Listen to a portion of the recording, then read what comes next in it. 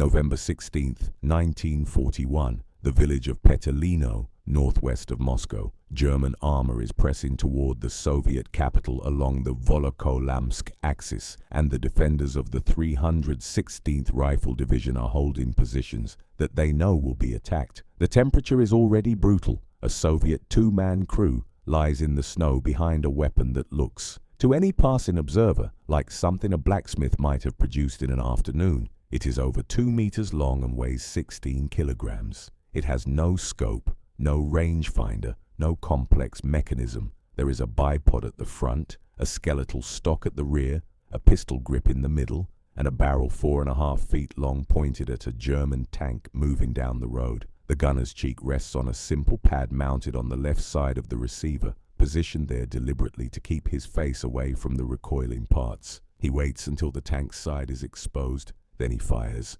The report of a 14.5 by 114 millimeter round, leaving a barrel at 1,012 meters per second, is not a sound that anyone nearby forgets. It is not the sharp crack of a rifle. It is something lower and more violent, a physical event as much as an acoustic one. On November 16, 1941, the head of artillery for the Western Front, General I.P. Camera, reported to his superiors that 2 enemy tanks had been hit by anti-tank rifle fire in the Petelino and Shiryaevo area, with 4 more struck near Lugovaya station. These were the first documented combat engagements by the weapon that would go on to change how Germany built its tanks. The weapon was the PTRD-41, Protivotankovoye Ruzhyo Degtyaryov's anti-tank rifle, pattern 1941. What made it remarkable was not sophistication. What made it remarkable was everything it was not and what it achieved regardless.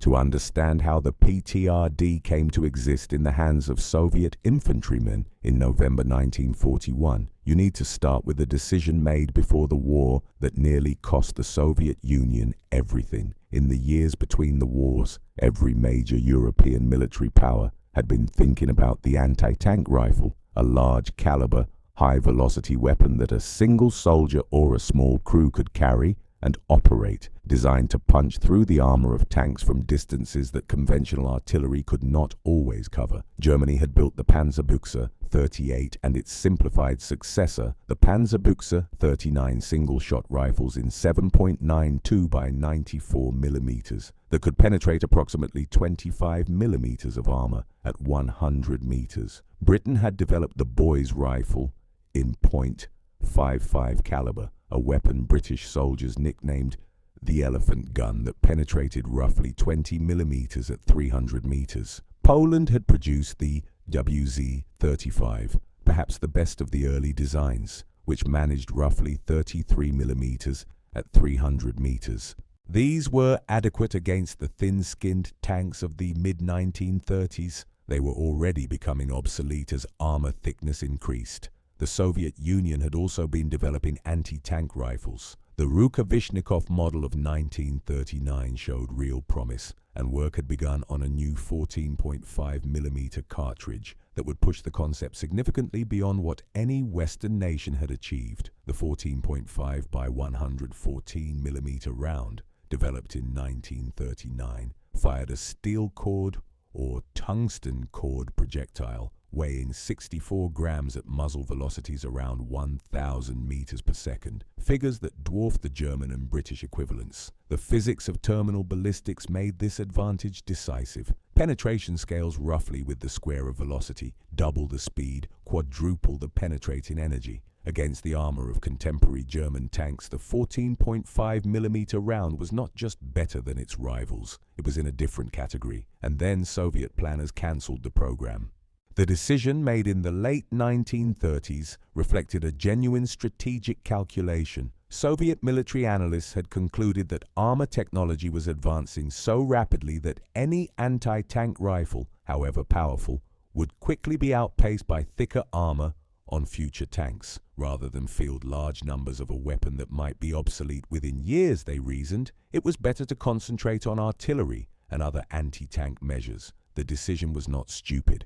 It was wrong, and it was wrong in a specific way. It assumed German armor in 1941 would be heavier than it actually was. When Germany invaded on June 22, 1941, the Red Army discovered what the intelligence estimates had missed. The Panzer I, the light tank that had been the backbone of Germany's early campaigns, carried 13 millimeters of armor on its sides, less than half an inch of steel. The Panzer II carried 15 millimeters. Even the Panzer III and Panzer IV, the workhorses of the Wehrmacht's armored formations, had side armor of only 30 millimeters on the hull and turret. These were tanks that a 14.5 millimeter round could defeat with room to spare. They were also tanks that the Red Army had cancelled the weapon designed to defeat them. The loss of anti-tank artillery in the catastrophic opening weeks of the campaign made the gap between policy and reality impossible to ignore. Soviet units were facing German armor with inadequate weapons, and the armor was not as heavy as the planners had feared.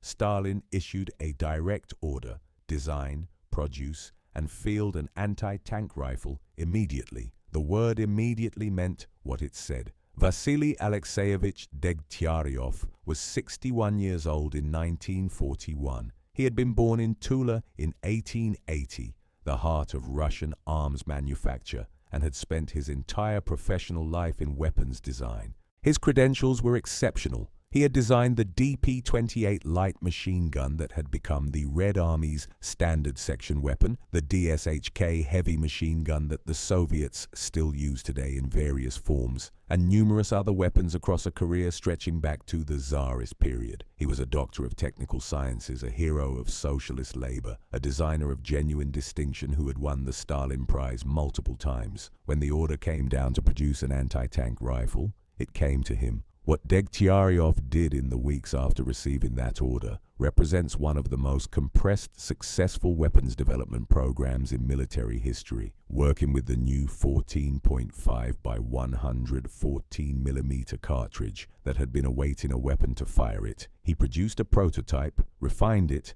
and delivered a finished design in approximately 22 days. The weapon adopted on August 29th, 1941 was not a compromise between what was ideal and what was feasible. It was a design that recognized feasibility as the primary constraint and built around it with complete clarity. Serial production began at the Kovrov Arms Plant on September 22, 1941. The plant operated around the clock, with Degtyaryov himself working at one of the machines alongside other workers. In October, the first installation batch of 50 weapons was assembled. By December 1941, 17,688 had been produced. The PTR D41's mechanical design is worth examining in detail because every decision in it was made with production speed and field reliability in mind. The action is bolt-operated, single shot, with a recoil-operated mechanism that gives it one genuinely clever feature. When the weapon fires, the barrel and receiver slide rearward together against a buffer.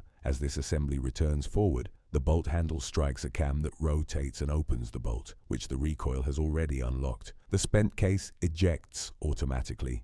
The shooter's only task is to insert a fresh round and close the bolt. This automatic ejection mechanism, derived from principles Degtyaryov had studied in other designs, including features of the Polish WZ-35, was the most mechanically complex element of the entire weapon. Everything else was as simple as it could be made. The barrel is 1,350 millimeters long, necessary to achieve the full velocity potential of the 14.5 by 114 millimeter cartridge. The overall length reaches 2,020 millimeters, roughly the height of a tall man. The weight is 16 kilograms unloaded, which is heavy enough to require a two-man crew for comfortable operation, one to carry and fire, one to carry ammunition and provide observation. A bipod mounts under the barrel, approximately 1/3 of the way back from the muzzle. The skeletal stock absorbed recoil through a padded butt plate and a spring buffer.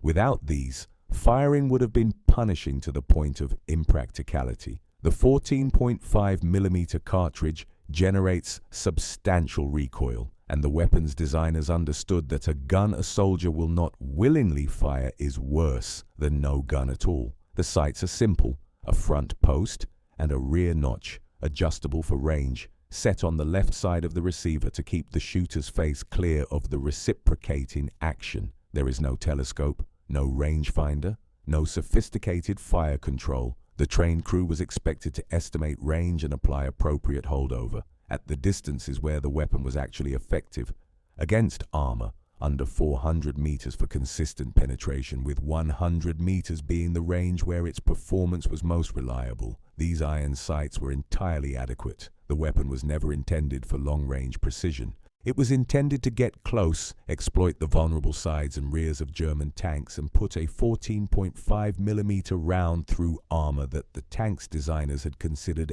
adequately protected. The 14.5 by 114mm cartridge that the PTRD and its sibling both fired deserves specific attention because it is what separated Soviet anti-tank rifle capability from everything Western nations had fielded. Two principal ammunition types entered service with the rifles. The B-32 round used a hardened steel core and carried a small incendiary charge behind the penetrator, the idea being that even if the round did not cause catastrophic damage on its own, igniting fuel or ammunition inside the vehicle might finish the job. The BS-41 round replaced the steel core with a tungsten carbide penetrator, dramatically improving performance against harder and thicker armor. Tungsten carbide is significantly denser than steel, which means a projectile of the same mass concentrates its energy in a smaller contact area, improving penetration against face-hardened plate. Both rounds left the barrel at approximately 1,012 meters per second.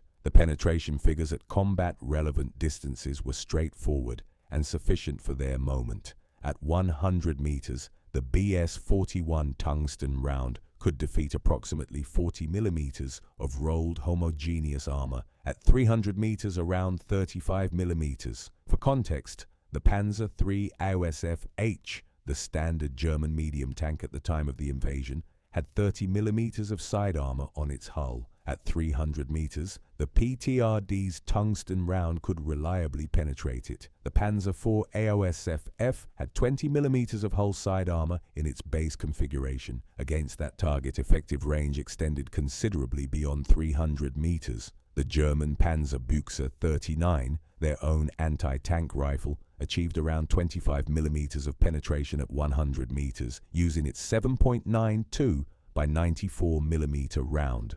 The Soviet 14.5mm outperformed it at every distance and against every target. Simonov's companion weapon, the PTRS-41, arrived at essentially the same time and addressed the single-shot limitation of the PTRD with a gas-operated semi-automatic mechanism feeding from a 5-round magazine. Sergei Gavrilovich Simonov had been developing the basic design since 1938, drawing on experience from his AVS-36 automatic rifle. The PTRS weighed 21 kilograms, 5 kilograms heavier than the PTRD, and stretched to 2,110 millimeters overall. Its semi-automatic action allowed faster follow-up shots, which mattered when a tank presented its side briefly during a turn or when multiple vehicles were moving through a kill zone simultaneously. Both weapons were formally adopted in August 1941, and both entered frontline service in November of that year, with the 300 PTRD sent directly from the Kovrov plant to the 16th Army, defending the approaches to Moscow. Now, before we get into the combat record and what it forced Germany to actually do to its tanks, if this level of depth is why you're here, subscribe. It takes a moment and it helps the channel keep making content like this. Let's talk about what these weapons actually did. The Battle of Moscow in late 1941 and into 1942 was the operational context that validated the PTRD more than any other single engagement. The Wehrmacht was attempting to reach and seize the Soviet capital before winter shut down operations. Soviet defenders were holding with whatever they had, often positioned in depth along the main approach roads, waiting for German armor to present vulnerable flanks during flanking movements or column advances. A tank moving along a road has its frontal arc pointed in the direction of travel. Its side armor, always thinner than its front,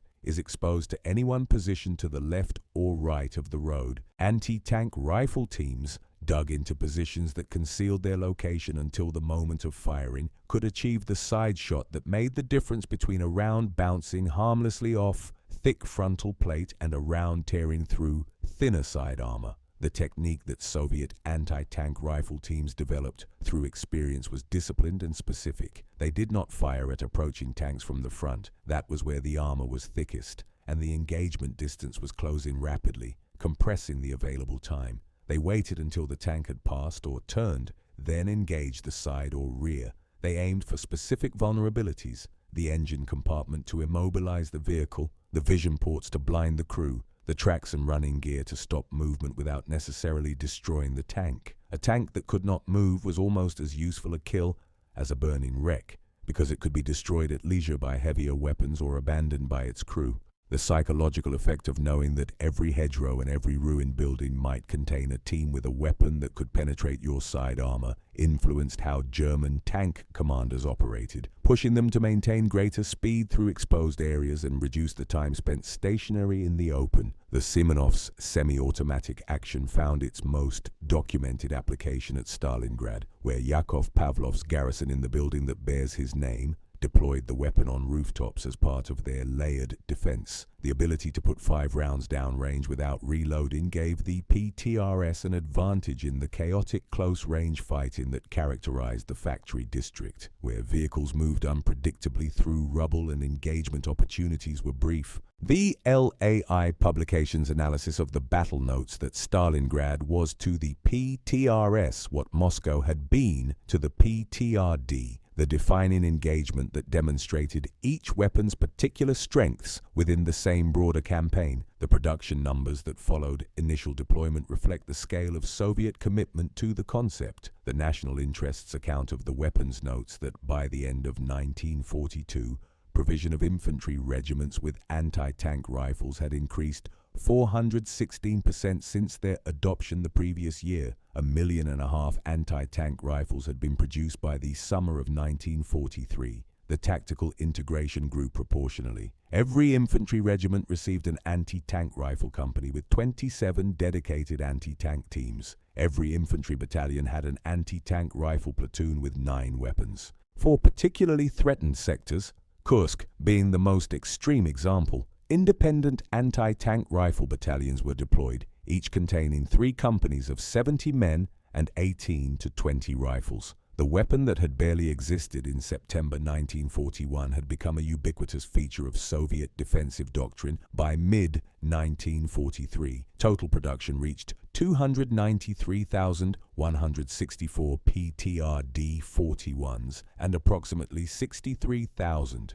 PTRS-41s before production ended in 1944. The difference in numbers reflects the practical reality that had emerged from field experience. The PTRD's brutal mechanical simplicity meant it almost never jammed. The PTRS's gas-operated system, generating the extraordinary chamber pressure that the 14.5mm cartridge produced, fouled its gas port rapidly in sustained fire. Soldiers who had both weapons available often preferred the PTRD despite its single-shot action, because a weapon that fires reliably on every pull of the trigger is worth more in combat than a weapon that cycles faster but requires constant attention to keep clean. Forgotten Weapons, Ian McCollum's documentation of the PTRD's design specifically notes this contrast. The simpler weapon's reliability made it the preferred choice in conditions where maintenance time was scarce. This is the point where Germany's response enters the story, and it is where the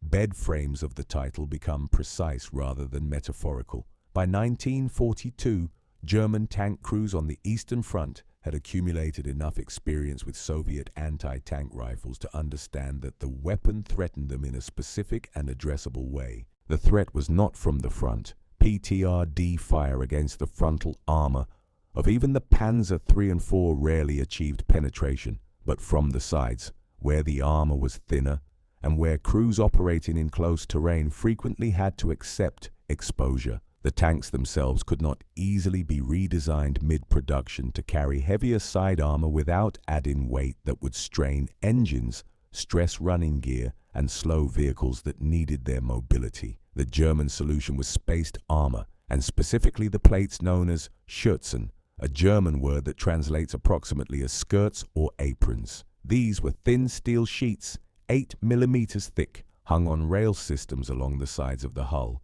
and the turret of tanks and assault guns. They were not designed to stop a 14.5mm round directly. That would have required armor several times thicker, adding unacceptable weight. Instead, they worked by disrupting the round before it reached the main armor.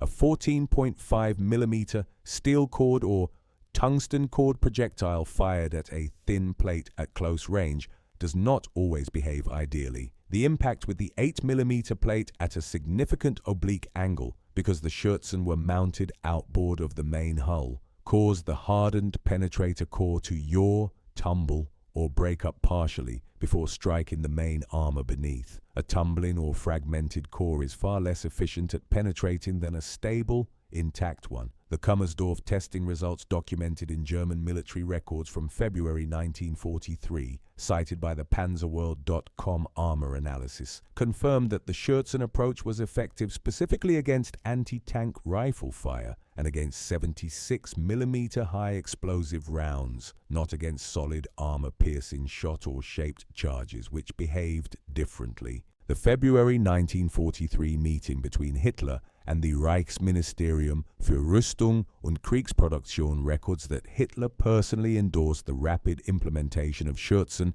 across the armored fleet. A March 1943 report confirmed that initial firing trials had been successful. Orders went out that all new assault guns, all Panzer IVs and all Panthers should be fitted with Schutzen, as well as all tanks and assault guns at the front or undergoing repair. The program even affected German production decisions in a way that reveals how seriously the anti-tank rifle threat was taken. The Panzerworld documentation records that the added weight of the Schutzen forced the abandonment of plans to add sloped hull armor to the Panzer IV, because the combined weight would have exceeded the vehicle's design limits. The significance of that last detail is worth holding for a moment. The Soviet anti-tank rifle, a weapon dismissed by pre-war Soviet planners as too limited to be worth fielding in numbers, designed in 22 days, manufactured in furniture tool factories by a workforce that included women and teenagers as men went to the front, and had forced Germany to redesign the production specifications for one of its primary battle tanks. The Schutzen were not cosmetic. They represented a genuine German engineering response to a specific threat, and that threat was a pair of weapons that had not existed 8 weeks before the first ones were sent to Moscow in November 1941. The comparison with contemporary Western anti-tank rifles sharpens this picture considerably. The British Boys rifle, the weapon the Commonwealth fielded in this role, chambered a .55 caliber round that Soviet evaluation testing described with devastating directness. It penetrated 10mm of armor at 500 meters against the 20mm the Soviet 14.5mm rifles achieved at 1,000 meters. The Boys was effective against the T-26 tanks Finland faced in the Winter War, where thin Soviet armor was the problem. Against German medium tanks, it was inadequate from ranges that gave the operator any meaningful chance of survival. Britain's own forces recognized this, and the weapon was progressively sidelined in favor of Piats and anti-tank guns. Germany's own Panzerbüchse 39 was obsolete against German tanks by 1941. The irony being that the weapon Germany had built to kill enemy armor could no longer defeat even the side armor of Germany's own current production vehicles. The 7.92 by 94mm round it fired ended production in 1942, and the weapons themselves were progressively converted into grenade launchers, a tacit acknowledgement that they had been overtaken by their intended targets. The United States did not field an anti-tank rifle in significant numbers at all, relying instead on the bazooka rocket launcher, a weapon with different tactical characteristics, greater penetration against frontal armor, but shorter effective range and a backblast that complicated concealed firing positions. Against all of these, the 14.5 by 114mm cartridge stands apart. The Soviet decision to develop a genuinely large caliber, very high velocity round rather than scaling up existing rifle cartridges gave the PTRD and PTRS a penetration advantage that no other infantry-carried anti-tank rifle of the war could match. That advantage came with costs. The recoil was severe, the muzzle blast was extraordinary and could attract return fire. The weapons were heavy and the crew had to get dangerously close to operate them effectively against armor that was itself responding to the threat. but the cartridge outlasted everything else about the weapon system. The 14.5 by 114mm round, originally developed for rifles that were cancelled and then desperately revived, was later adopted for the KPV heavy machine gun and through it for the ZPU series of anti-aircraft guns and the armament of the entire BTR armored personnel carrier family. A cartridge created in 1939 for a weapon program that was subsequently abandoned is still in active service worldwide today, mounted on armored vehicles across dozens of countries, firing at aircraft and light armored targets from the same brass case it used to threaten Panzer IIIs outside Moscow in the winter of 1941. The post-war story of the weapons themselves has a quality that the designers could not have anticipated. After the war, surplus PTRD and PTRS rifles spread to Soviet client states and allies. Chinese forces used them in the Korean War against American armor. North Korean forces fielded them.